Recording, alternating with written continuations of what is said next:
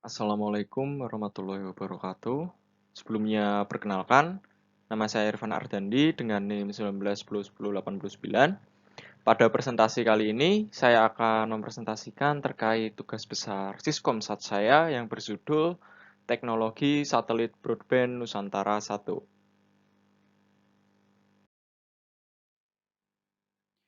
Pada bagian pertama yaitu latar belakang.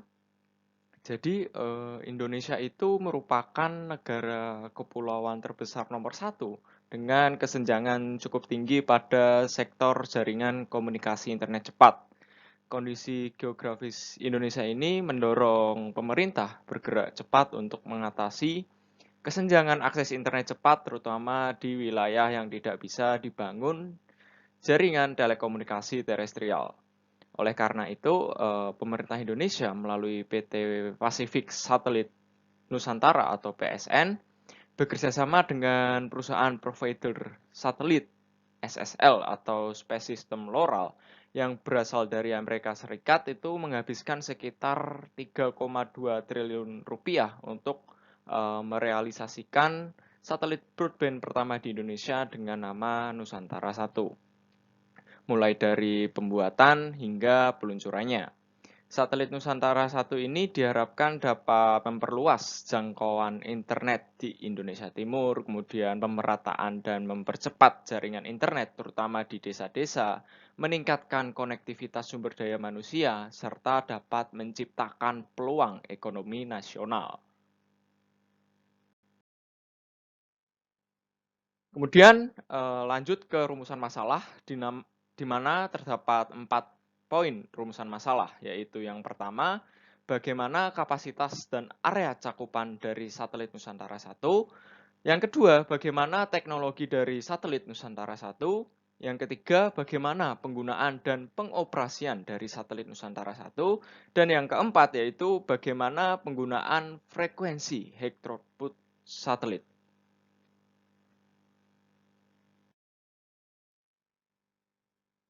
Kemudian masuk ke bagian kedua yaitu tinjauan teori yang meliputi deskripsi satelit Nusantara 1. Jadi satelit Nusantara 1 ini didesain dan dibuat oleh perusahaan kendaraan antariksa Amerika yaitu Space System Loral atau SSL. Satelit ini menggunakan platform SSL 13400 dengan usia desain selama 15 tahun. Namun diklaim bisa bertahan hingga 20 tahun. Bobot satelit pada saat peluncuran itu sebesar 4.735 kg dan memiliki spacecraft power atau IOL sebesar 9.985 watt. Satelit ini menempati posisi di garis orbit 146 derajat bujur timur atau tepat berada di atas Papua. Satelit Nusantara 1 ini meluncur pada Februari 2019 di Cape Canaveral, Florida, Amerika Serikat menggunakan roket Falcon 9 dari perusahaan SpaceX.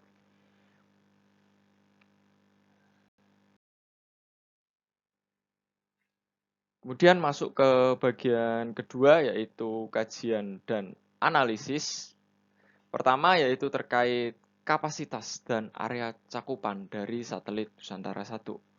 Jadi satelit Nusantara 1 itu dibuat dengan membawa total 46 transponder dengan ketentuan 26 transponder C-band, kemudian 12 transponder extended C-band dan 8 spot beam Q-band. Total bandwidth yang dimiliki adalah sekitar 15 GB per second dan ini tuh hampir setara dengan teknologi 5G. Satelit Nusantara 1 diharapkan dapat menjangkau wilayah Asia Tenggara melalui transponder C-band, sedangkan spot beam Q-band akan menjangkau semua wilayah yang ada di Indonesia, terutama di daerah timur Indonesia.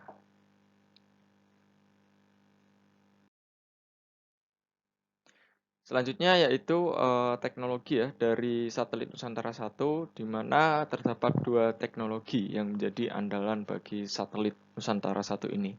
Yang pertama yaitu menggunakan teknologi HTS atau High Throughput Satellite.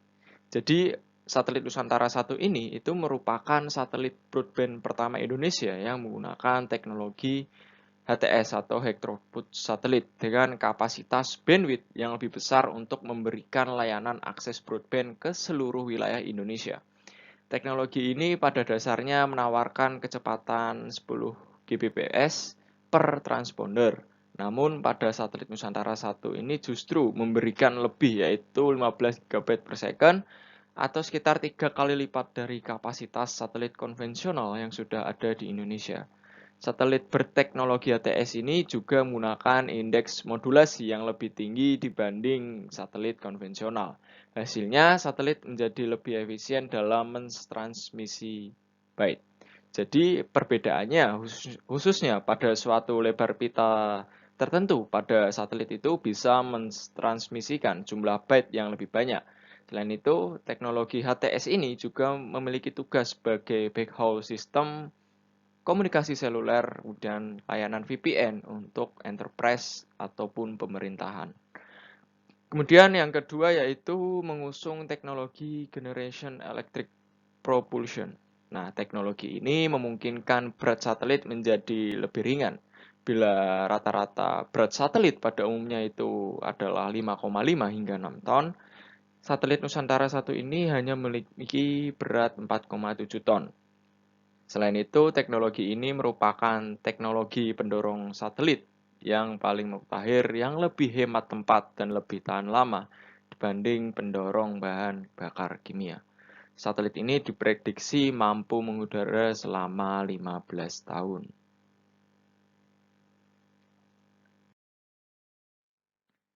Selanjutnya yaitu penggunaan dan pengoperasian satelit Nusantara 1.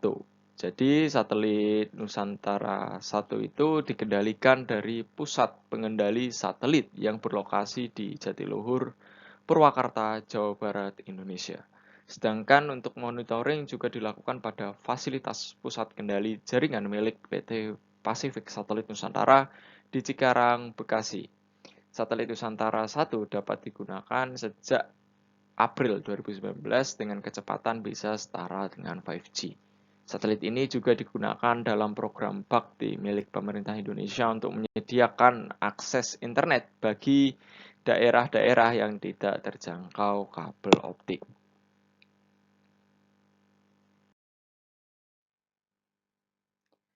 Selanjutnya yaitu penggunaan frekuensi high throughput satelit, di mana berdasarkan tipikal penggunaan frekuensi HTS untuk band frekuensi Q-band dan K-band.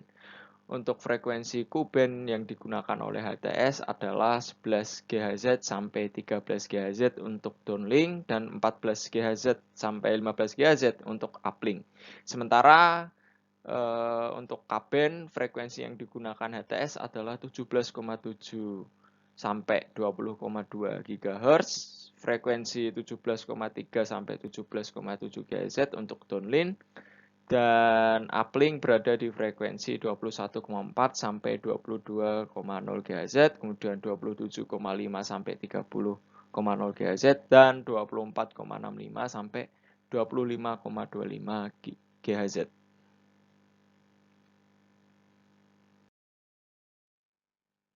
Selanjutnya, berdasarkan parameter data dari besar daman hujan terhadap frekuensi, untuk penggunaan frekuensi HTS di Indonesia itu perlu dilakukan kajian ya terhadap link budget dari frekuensi yang digunakan. Karena atenuasi atau redaman yang disebabkan oleh hujan di Indonesia itu tergolong tinggi karena letak geografis Indonesia yang berada di daerah tropis. Selanjutnya, berdasarkan data yang dirilis BMKG dan juga parameter data dari besar daman hujan terhadap frekuensi, rata-rata hujan di wilayah Indonesia itu tergolong lebat dengan intensitas 10-20 mm per jam. Apabila frekuensi satelit yang digunakan adalah Q-band, maka redaman yang dialami oleh frekuensi tersebut adalah sekitar 1,25 dB per km. Sedangkan untuk penggunaan frekuensi K-band, redaman yang bisa ditimbulkan adalah sebesar 2,5 dB per km. Dari besarnya redaman yang ditimbulkan oleh hujan, Penggunaan frekuensi Ku-band pada satelit yang menggunakan teknologi heteroboot satelit itu lebih baik daripada penggunaan frekuensi Ka-band pada satelit konvensional. Selanjutnya bagian yang terakhir yaitu kesimpulan. Jadi dengan hadirnya satelit broadband pertama di Indonesia yaitu satelit Nusantara 1 diharapkan dapat mengatasi kesenjangan jaringan komunikasi internet cepat di Indonesia, terutama di daerah Indonesia Timur, sehingga dapat mewujudkan untuk meratanya akses internet di seluruh Indonesia, kemudian dapat meningkatkan konektivitas sumber daya manusia, menciptakan peluang ekonomi nasional dan dapat menyambungkan layanan pemerintah tanpa adanya halangan, terutama dalam hal koneksi.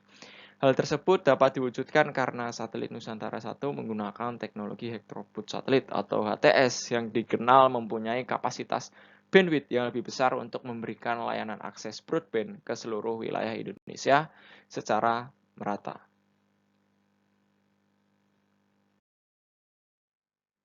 Selanjutnya yaitu beberapa referensi yang saya gunakan untuk menyusun tugas besar Siskomsat saya, di mana terdapat 8 referensi utama yang saya gunakan. Oke, mungkin begitu saja terkait pemaparan dari saya. Semoga bermanfaat. Terima kasih. Saya akhiri. Wassalamualaikum warahmatullahi wabarakatuh.